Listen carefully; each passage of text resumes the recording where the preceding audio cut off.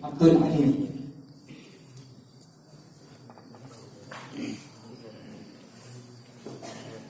Alhamdulillah Rabbil Alameen. Wassalatu wassalamu ala Rasulil Kareem. Amma ba'd. In the name of Allah, the most gracious, the most merciful. Respected teachers and my dear friends, Allama Iqbal was the great poet, philosopher and active political leader born at Sialkot, Punjab.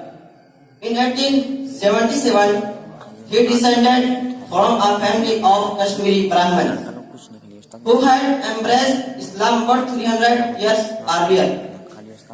Allama Iqbal received his early education in the traditional madrasa.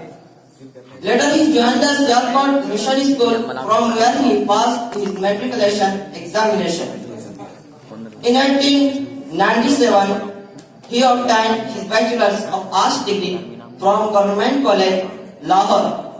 After 2 years, he secured his Master's degree and was appointed in the Oriental College, Lahore, as a lecturer of history, philosophy and English.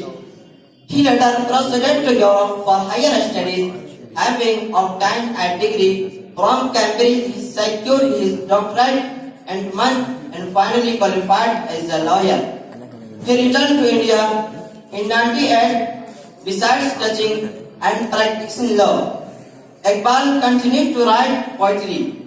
He resigned from government service in 1911 and took up the task of representing individuals hanging among the Muslims.